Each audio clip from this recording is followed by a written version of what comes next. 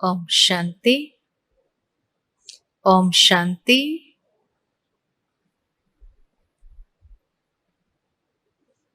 बहुत सुंदर विषय दिया गया कि धरती बने स्वर्ग, लेकिन कब?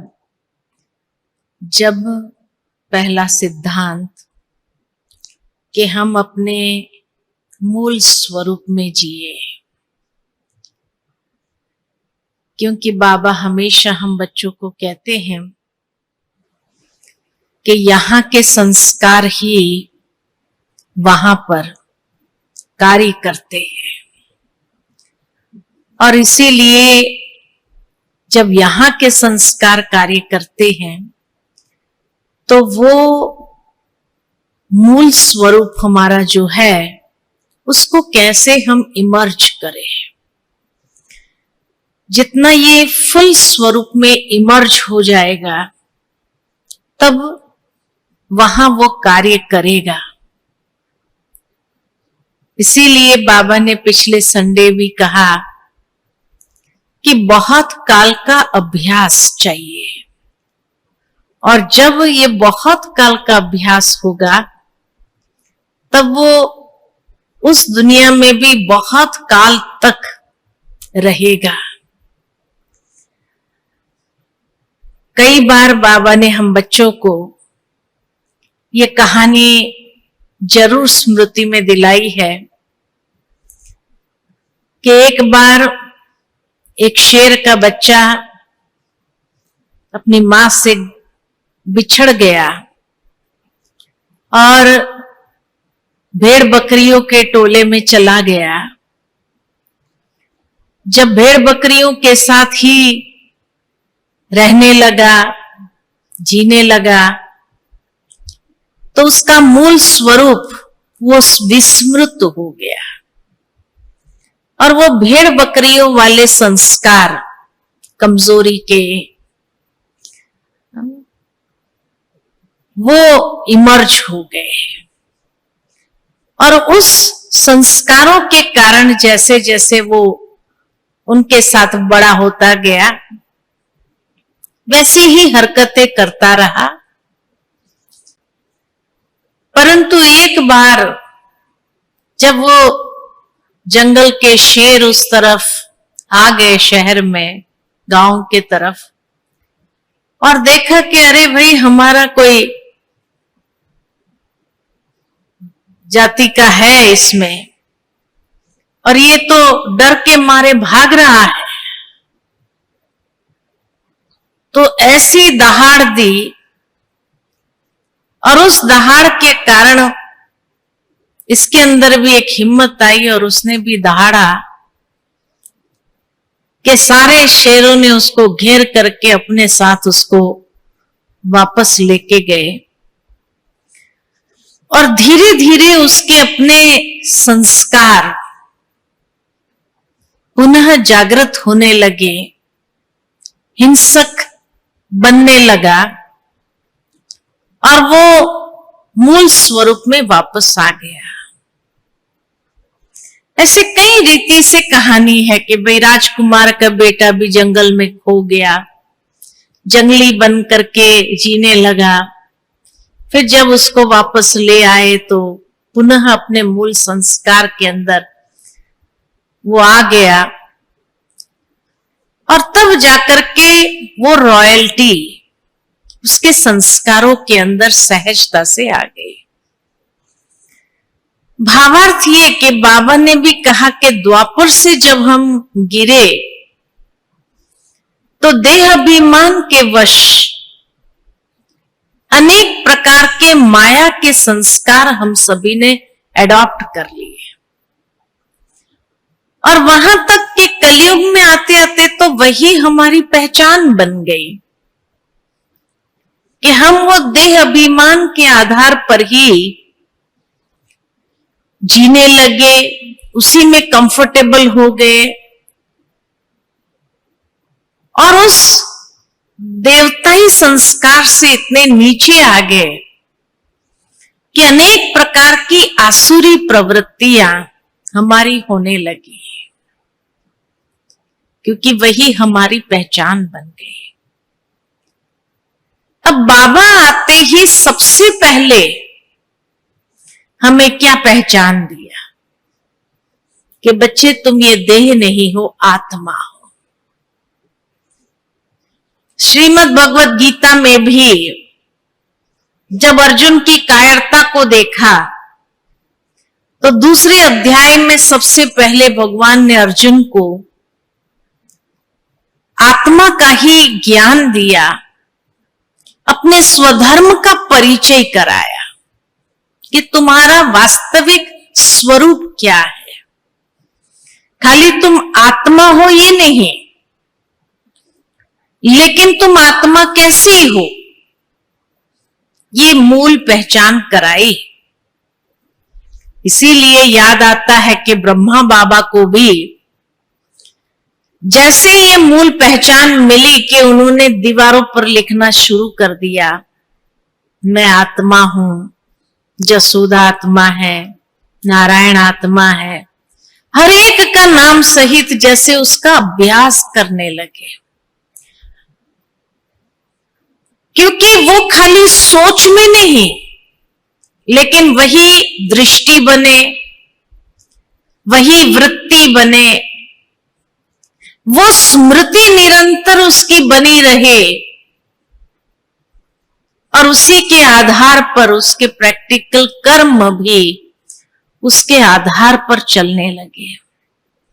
और जब ये बहुत काल का अभ्यास किया बाबा ने भी, तब जाकर के नंबर 1 में वो सतयुग में भी उसी संस्कारों के साथ जिए। तो इसीलिए बाबा अपना अनुभव बीच बीच में फिर भी मुरली में सुनाते हैं कि बच्चे मैं कोशिश करता हूं लेकिन फिर भूल जाता हूं। तो मैं समझ सकता हूं कि बच्चों के लिए कितना कठिन होगा। ये बाबा अनुभव भी अपना सुनाते हैं। भावार्थ ये कि ये आत्मिक स्वरूप ये खाली ज्ञान की बात नहीं है, लेकिन ये ज्ञान के साथ साथ नेचुरल स्वरूप हमारा होने लगे। अब जब कहा कि आत्मा हूं, आत्मिक स्मृति में अपने आप को स्थित करना, अर्थात जो बाबा कहते हैं आत्म अभिमानी बनो, तो आत्म अभिमानी माना क्या? मुरली में कई बार मुरली आरंभ होते ही बाबा ये पूछते हैं, बच्चे किस स्वरूप में बैठे हो? क्या अपने को आत्मा समझ करके बैठे हो या देह समझ करके बैठे हो? अब जब आत्मा समझना माना क्या? आत्मा को समझ तो लिया हमने, कोर्स किया उस दिन से समझ लिया, या ज्ञान काल में भी इतना तो समझते थे कि शरीर अलग है, आत्मा अलग चीज है। फिर हर बार जब बाबा कहते अपने को आत्मा समझो, अपने को आत्मा समझो, अपने को आत्मा समझो, इसका मतलब क्या? क्या हमें रटना है मैं आत्मा हूं, मैं आत्मा हूं, मैं आत्मा हूं? नहीं। लेकिन जिस तरह से मान लो कि यहां मक्खी बैठे तो तुरंत ही अपना हाथ वैसे ही चला जाए, उस कॉन्शियसनेस में नहीं है। सोच अलग दिशा में होगी, लेकिन इतना नेचुरल है कि कुछ है तो ऐसे हटा दिया। इसी तरह आत्म स्मृति इतनी नेचुरल हो जाए, लेकिन आत्म स्मृति का मतलब ही है, या आत्म अभिमानी जब कहते हैं तो आत्म अभिमानी किसको कहा जाए? कि आत्मा के सातों गुण इमर्ज रूप में इमर्ज हो जाए, हर कर्म में, हर व्यवहार में, हर समय वो इमर्ज रूप में रहे। जैसे आज भी बाबा ने मुरली में कहा कि बच्चे कर्मातीत बनना है, घर जाना है, ये स्मृति रहे ताकि हमारी इस दुनिया से, देह से इतनी डिटैचमेंट हो जाए और वो स्वरूप हमारा इमर्ज हो जाए। क्योंकि उस स्वरूप में जब इमर्ज रहेंगे तब हमारा कोई भी कर्म बंधन नहीं बनेगा। लेकिन कर्म बंधन से मुक्त करने वाला होगा। कर्म बंधन कब बनता है? जब आत्मा देह अभिमान के वश होकर के कर्म करती है। और देह अभिमान किसको कहा जाता है? जहां विकारों का स्वरूप है, काम, क्रोध, लोभ, मोह, अहंकार, ईर्ष्या, छोटे छोटे कमजोरियों के भी स्वरूप इमर्ज रूप में हो जाए। तो जब वो इमर्ज होगा तो कर्म बंधन तो बनेगा। तो कर्मातीत कैसे बनेंगे? कर्मातीत बनने के लिए जितना आत्म अभिमानी हो करके हम कर्म करते हैं, अर्थात आत्मा के सातों गुण और उससे संबंधित जितने भी गुण है वो फुल्ली इमर्ज हो। इसीलिए देवताओं की महिमा में गाते हैं सर्व गुण संपन्न। पहली बात ही आती है सर्व गुण संपन्न, अर्थात वो गुण फुल फ्लरिश्ड। जैसे एक फूल पूरा खिला हुआ है, तो इसी तरह आत्म अभिमानी माना आत्मा के साथ गुण महत्व के एसेंस के रूप में, और उससे संबंधित जो भी सारे गुण है वो भी फुल्ली इमर्ज रूप में हो कर्म में। तो वो चीज यहां हमें अभ्यास में लानी है कि जितना ज्ञान युक्त होकर के कर्म करे, पवित्र भावनाओं के साथ कर्म करे, पवित्र स्थिति में रहकर कर्म करे, प्रेम से जो कर्म करना है प्रेम से करे, शांति की मन स्थिति के साथ हम कर्म करें, अतीन्द्रिय सुख का अनुभव करते हुए कर्म करें, आनंद की फीलिंग, खुशी में स्थित होकर के वो कर्म करे और आत्मशक्ति संपन्न होकर के कर्म करे। उसको कहते हैं आत्म अभिमानी स्थिति, या जिसको बाबा कई बार ये भी कहते हैं देही अभिमानी होकर कर्म करो। अर्थात ये देह से डिटैच, जब अपने को आत्म स्वरूप में स्थित किया तो वो आत्मा के गुण कार्य करने लगे हर इंद्रियों से। देह अभिमान तो उसको ही कहते हैं कि जब ये हर इंद्रियों के द्वारा या क्रोध प्रकट हो रहा है, गुस्सा रोब के रूप में बाहर प्रकट हो रहा, तो उसको तो देह अभिमान कहा। तो ये अभ्यास हमें बहुत काल का यहां चाहिए, तब जाकर के हमारी हर कर्मेंद्रिय के ऊपर अधिकार प्राप्त कर सकते हैं। सद्गुणों से ही अधिकार प्राप्त कर सकते हैं। और जितना ज्यादा समय ये इमर्ज रूप में रहा उतना वो शक्ति स्वरूप बन जाते हैं। इसीलिए देवताओं की महिमा में सर्वगुण संपन्न, 16 कला संपूर्ण, संपूर्ण निर्विकारी, मर्यादा पुरुषोत्तम जरूर कहते हैं, लेकिन सर्वशक्ति संपन्न नहीं कहते, क्योंकि सर्वशक्ति संपन्न ये संगम युग की महिमा है, ब्राह्मणों की महिमा है। जितना यहां शक्ति संपन्न होकर के, क्योंकि शक्ति संपन्न होंगे तो इंद्रियों के ऊपर अधिकार होगा, वहां शक्ति की जरूरत नहीं है, क्योंकि ना किसी से लड़ाई करनी है, ना अपने कर्मेंद्रिय को हमें वश करना है। वहां सद्गुण, एक बाबा की मुरली मुझे याद आते हैं, 86 की ही शायद मुरलियां हैं, उसी में एक मुरली आती है बाबा की, कि जिसमें बाबा ने कहा है कि जैसे जैसे हम शक्ति संपन्न होते जाएंगे फिर यही गुण बन जाएगा। सतयुग में ये गुण बन जाएगा। जैसे मान लो कि यहां सहन शक्ति सहन शक्ति को यूज करो, शक्ति के साथ यूज करो उसको, अपने इंद्रियों के ऊपर, अपने स्वभाव के ऊपर, अपने संस्कारों के ऊपर शक्ति होकर के यूज करो उसको, तो ये शक्ति फिर सहनशीलता का गुण स्वाभाविक हो जाएगा और ये 2 युग तक ये गुण चलेगा। इसी तरह प्रेम की शक्ति है ना, शांति की शक्ति, तो संगम युग में जब हम शक्ति स्वरूप होकर के अपनी हर इंद्रियों के ऊपर अधिकार प्राप्त करके चलेंगे, तब जाकर के ये जैसे ही हम ट्रांसफर होंगे तो ये गुण के स्वरूप में परिवर्तित हो जाएगा। और जिस तरह से बाबा कहते हैं हर विकार के बाल बच्चे बहुत हैं, इसी तरह हर शक्ति के गुण के रूप में बाल बच्चे भी बहुत हैं।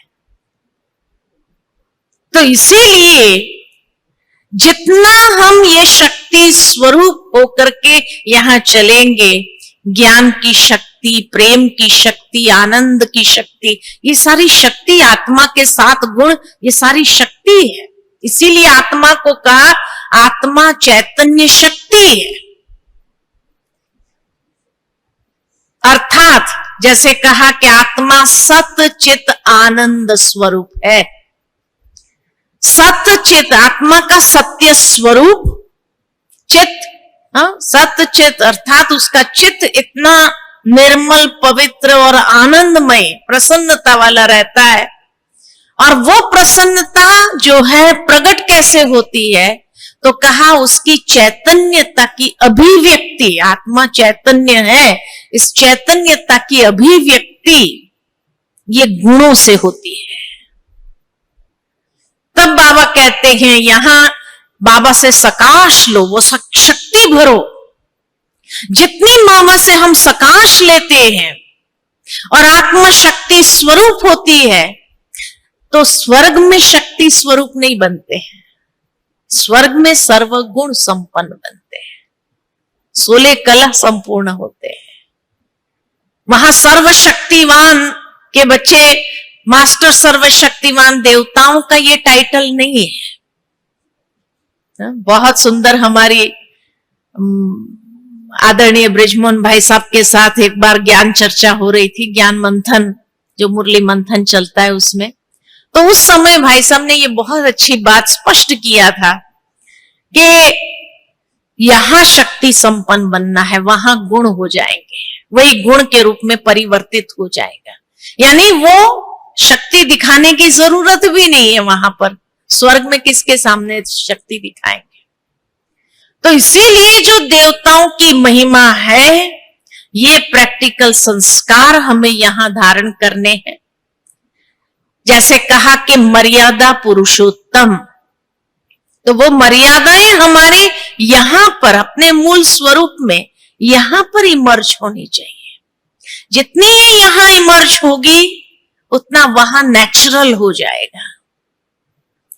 जितना यहां अगर डिफिकल्ट महसूस हो रहा है, तो वहां भी बहुत देर से आने का होगा, क्योंकि वो क्वालिफिकेशन आत्मा के इमर्ज हुए ही नहीं। जैसे जैसे बाबा ने इसीलिए कहा नंबरवार क्यों बनता है।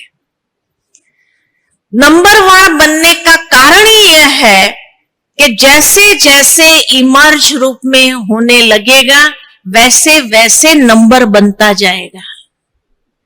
जितना ज्यादा इमर्ज रूप में रहेगा, दिन भर में कर्म करते हुए बहुत काल रहा, उतना फिर वहां भी बहुत काल आगे नंबर आ जाएगा।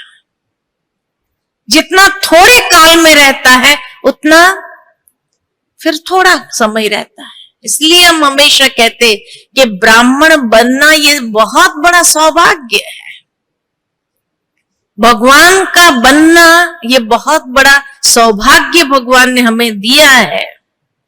लेकिन अगर इसमें हम कंफ्यूज रहे कि पुरुषार्थ में क्या करना चाहिए, कई बार कई लोगों को सुनते क्या पुरुषार्थ करना चाहिए, क्या पुरुषार्थ करना चाहिए।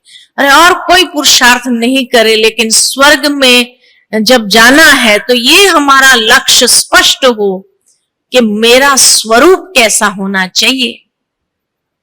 सेवा करते हुए यज्ञ के अंदर हम सभी है, तो सेवा करते हुए किस स्वरूप में हमें सेवा करनी है?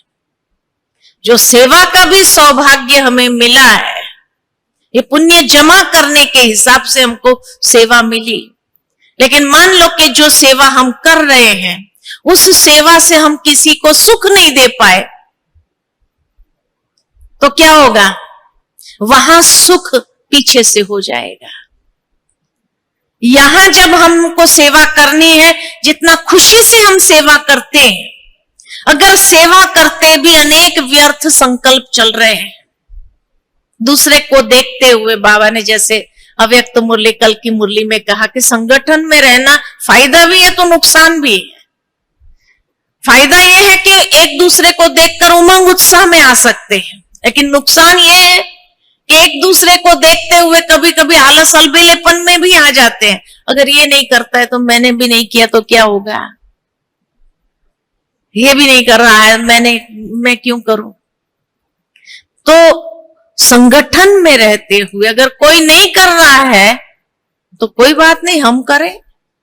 तो जितना हम खुशी से करते हैं यज्ञ सेवा, भगवान का आखिर स्थापन किया हुआ यज्ञ है, किसी इंसान का स्थापन किया हुआ यज्ञ नहीं है। और उसमें जो जिम्मेवारी, जो कार्य मुझे मिला है, जो कर्म मुझे मिला है, उस कर्म द्वारा मैं कितनी आत्माओं को सुख दे सकता हूं। क्यों सुख देना है? क्योंकि जितनी आत्माओं को मैं सुख देता हूं, उसकी जो दुआएं प्राप्त होती है, ये दुआओं का खजाना, जमा का खाता बढ़ाता है। लेकिन अगर मैं जो कार्य पर हूं, जो सेवा मुझे भगवान ने दी है, उस सेवा के द्वारा अगर मैं अपना अहंकार दिखाते हुए सेवा करूं और उसका सुख किसी को न मिले, और ही उस आत्मा को, जो आत्माएं मेरे संबंध संपर्क में आए, उसको दुख की प्राप्ति हो, तो क्या होगा? क्या होगा?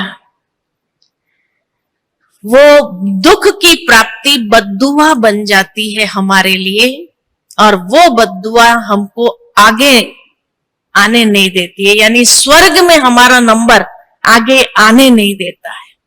इसीलिए बाबा ने संगम युग में हमें ये भाग्य दिया है कि जितना ऊंचा सतयुग के अंदर प्राप्ति करना चाहो, जितने लंबे काल की प्राप्ति करना चाहो, कर सकते हो। लेकिन उसके लिए आत्म स्वरूप मेरा फुल इमर्ज रूप में रहे, ये सातों गुण और उसके जो बाल बच्चे हैं वो भी इमर्ज रूप में रहे मेरे हर कर्म में, व्यवहार में।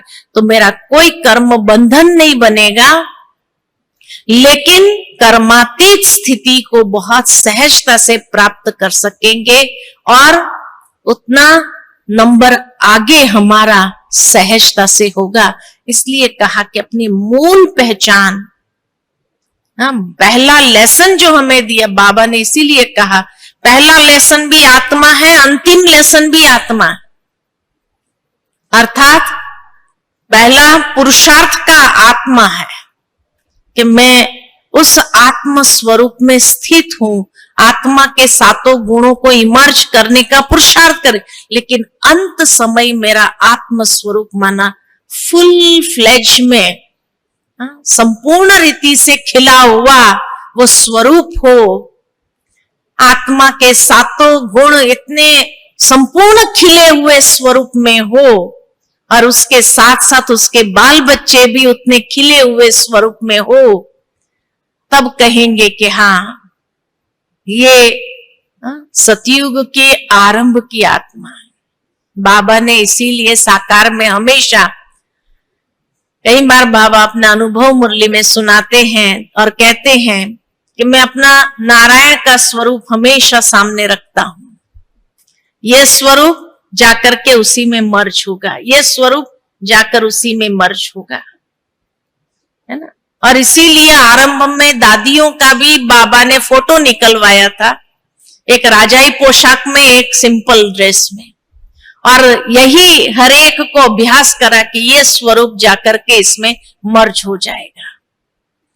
तो ये जो बाबा ने अभ्यास खुद किया और कराया दादियों से भी, यही अभ्यास हमें भी अपने जीवन में लाना है, क्योंकि जब तक हम अपने मूल स्वरूप को इमर्ज रूप में नहीं लाएंगे अपने कर्म में, संगम युग के हर क्षण में, तब तक हम वहां बहुत काल का राज्य भाग्य को प्राप्त करने के अधिकारी नहीं बनेंगे।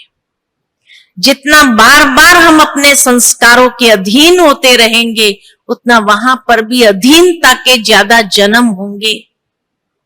तो इसीलिए आत्म स्वरूप, अपने मूल पहचान को इमर्ज करना, धरती तभी स्वर्ग बनेगी जब एक एक ऐसे अपने मूल स्वरूप में स्थित होकर के चलेंगे, उठेंगे, बैठेंगे, बात करेंगे, कर्म करेंगे, एक दूसरे के साथ व्यवहार करेंगे, तब जाकर के वो स्वरूप में हमारा ये स्वरूप उस स्वरूप में मर्ज हो जाएगा। इसीलिए कहा बाबा ने, ब्राह्मण सो फरिश्ता, फरिश्ता सो देवता।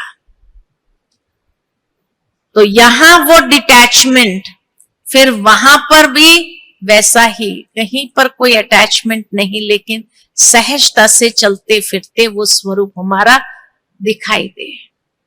ठीक है, तो इसीलिए ये बाबा हम बच्चों से चाहते हैं कि बार बार हम अपने ओरिजिनल स्वरूप में जाकर के मन को स्थित करें, अपने आत्मिक स्थिति को बनाएं, और फिर देखो कैसे जीवन के अंदर उसकी प्राप्ति का अनुभव यहां भी होगा, साक्षात्कार होगा अनेकों को, ये तभी हो सकता है। अच्छा, ओम शांति।